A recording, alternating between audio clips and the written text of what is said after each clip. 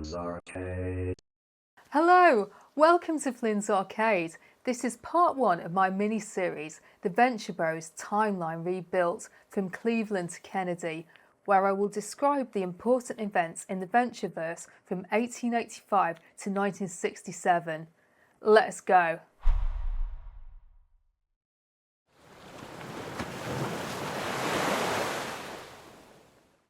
At some point during Grover Cleveland's interrupted term in office, he, or a person who worked for him, invented a time machine. I wanted to thank you for finding Grover Cleveland's presidential time machine for me.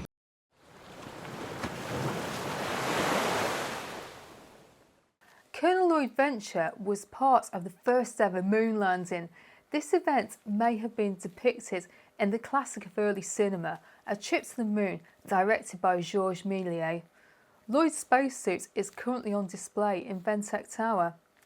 Speciality Tailoring, who designed and made costumes for people who work in the antagonist and protagonist industry, first opened in New York City. Enzo is the current proprietor. Buongiorno, signore. How can I... You... Hello again. Enzo.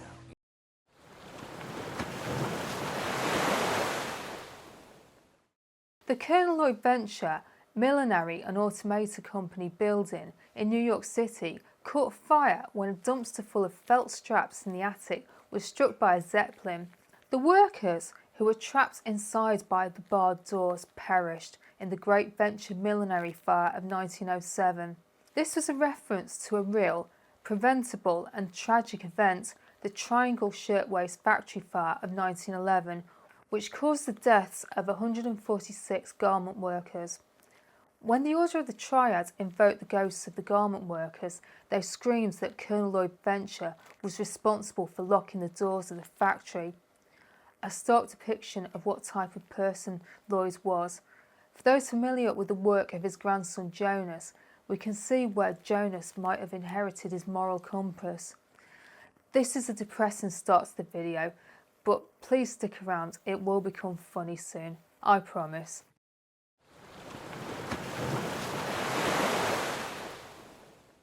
There was a tense battle between Lloyd Venture's crew, who were then known as the Guild, and Nikola Tesla, plus the Avon ladies.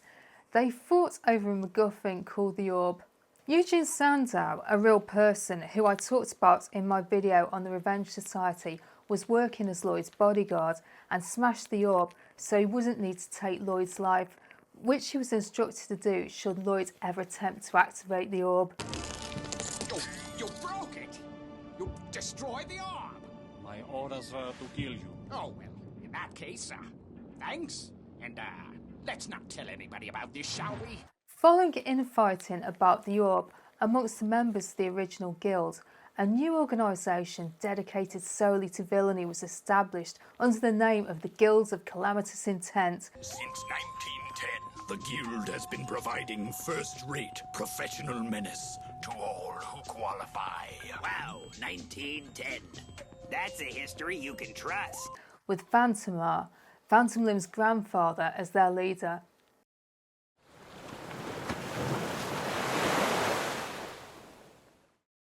If Dr. Venture was born in 1960, then I'm guessing that his father Jonas was born at some point between 1920 to 1940, which would make him between 47 to 67 years of age on movie night, which stacks up. However, this is just a theory. We never learned much about Jonas's early life, and we never found out who his parents were.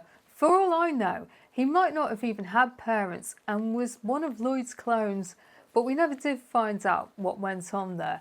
If you have any ideas about Jonas's origin story, please drop them in the comments.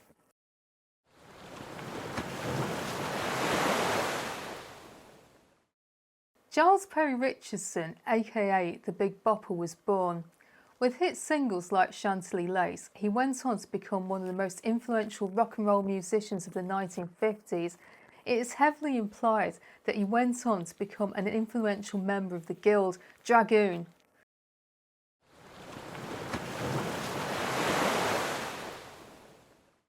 Charles Harden Holly, aka Buddy Holly, was born.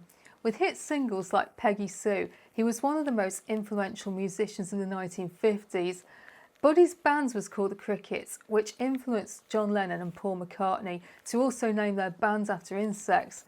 It's heavily implied that he went on to become an influential member of the guild, Red Mantle.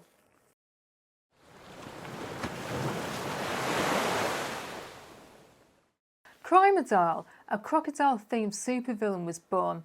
He was mentioned on the show several times, but he only ever appeared on screen once, on Meteor Majeure, looking very much like a crocodile wearing a Hamburglar suit.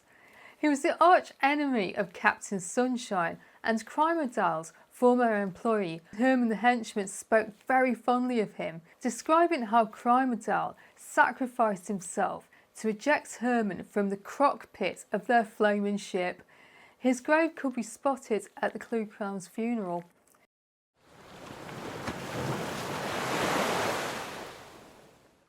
If you enjoyed this video, please could you drop me a like and subscribe to the channel if you haven't already. And now, on with the timeline. The Guild of Calamitous Intent signs the Guild Non-Assail Pact of 1958. Paragraph 20, line 17, regarding employers' rights to a deserter, covered the subject of service abandonment, which Sheila would go on to refer to in Operation Prom.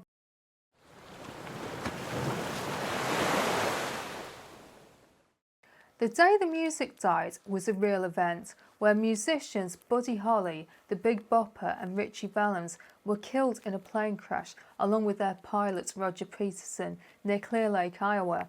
It is heavily implied that the Big Bopper and Buddy Holly survived and were recruited by the aged supervillain Phantoma, who convinced Buddy Holly, aka Red Mantle, and the Big Bopper, aka Dragoon, to join his rock and roll orchestra. The two later learned that the guild consisted only of kidnapped popular musicians, and Phantoma himself playing a sousaphone badly. This band made up of kidnapped musicians and this old man and his ridiculous sousaphone.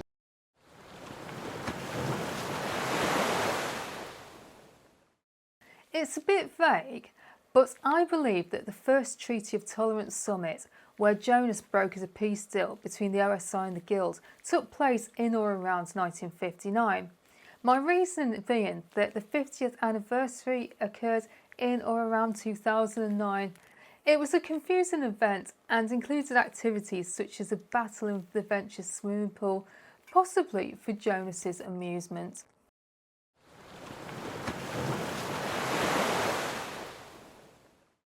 Are you sensing anything now?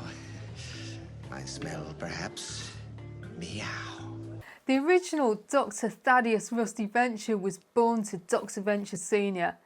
At some point he was later cloned, possibly multiple times, which could account for the discrepancy regarding his age.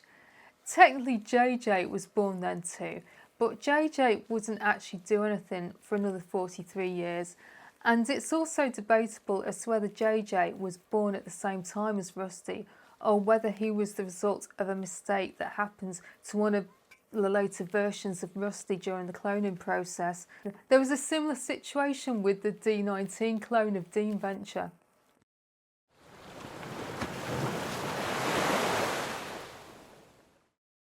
At some point during JFK's term in office, Jonas was invited to meet him. It was a proud moment and the photograph was displayed in JJ's museum on Spider Skull Island.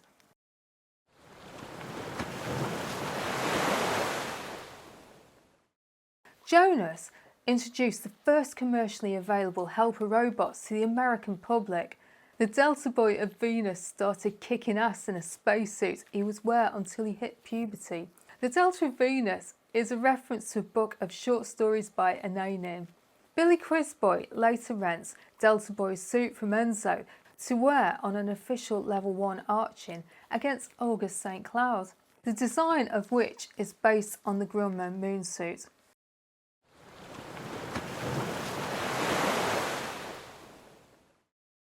According to Dr. Orpheus, Santa Claus was killed by a jet.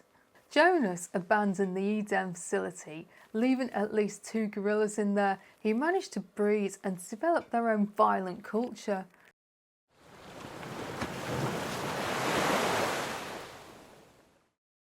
The Bluemorpho and Kano first appeared in the November 1963 Dr. Venture comic book, rescuing original Team Venture from Scaramantula on Spider Skull Island. Well, if it isn't the Bluemorpho. If you think you can just waltz in here and muscle in on my racket, you've got another thing coming.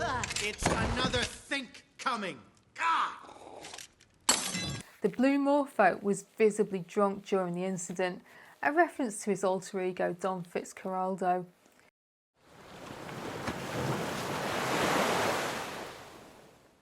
Jonas's Boys Brigade posed for a group photo at the Venture compound.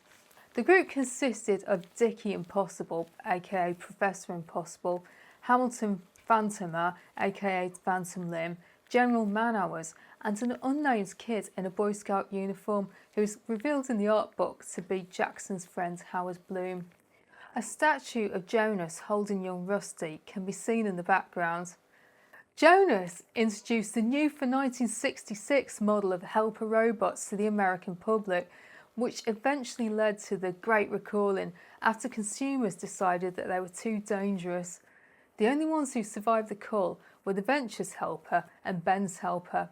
Launched aboard the Venstar 1 lunar probe, Scamp 1 became the first dog to die on the moon. Steppenwolf, a character named after a psychedelic rock band, built his not at all street legal Doom buggy using a Ford Cobra engine, chrome-plated Stromberg carburetors and Bobby Bar racing headers, which were also sported on the Munster coach as seen in the 1960s TV show The Munsters.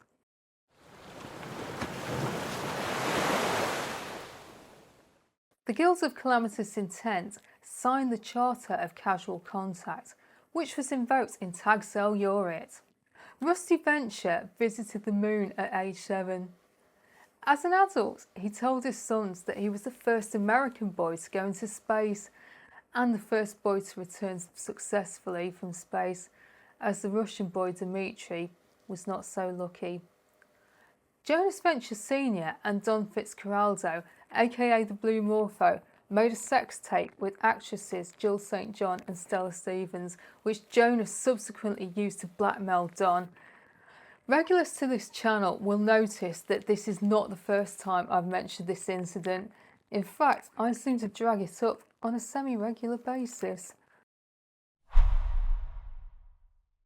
I worked this timeline out by using the specific dates which were mentioned in the show, and I added a few extra dates when important events occurred on the timeline.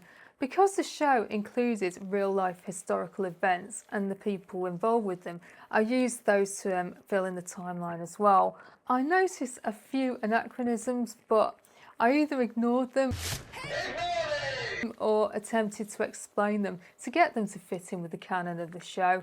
My references are spending the last 19 years cultivating an obsession.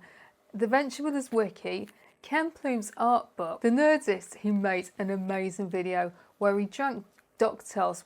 It's 10 in the morning. Whilst running through the saga, links in the description, and my own back catalogue on Flynn's Arcade. Thanks to everyone who has made it this far. Let me know what you think. Have I missed anything which you would have liked to have seen on the timeline? What do you think about my theory that Jonas was a clone of Colonel Lloyd Venture? Or do you have any other ideas as to who Jonas's parents might have been? If you don't know what to write, please drop an ignore me or a sphinx or a Spanakopita, because comments really help with the algorithm. If you've enjoyed this video, please drop me a like and subscribe to the channel if you haven't already. I've made lots of videos about Adult Swim shows which you might enjoy. Hello to any newcomers and welcome back to all my subscribers. Thank you so much to my channel members. You guys are awesome, and I'm going to give you a shout out in the video's end screen, so please stick around for that. And check out my members monthly update video. I have 2 levels of membership, the Guilds of Calamitous Intent and the Peril Partnership, so please consider signing up for membership if you can, because it really helps the channel. Join me next week for part 2 of the Ventureverse timeline rebuild, Spanakopita, Sharky's Machine, and the Rise of the Guild, where I will describe the important events in the Ventureverse from 1968 to 1987. Add me on Instagram, add me on Blue Sky, the link is in my bio. So that's all from me. I upload videos every weekend, so unless anything comes up before then, I'll see you next time.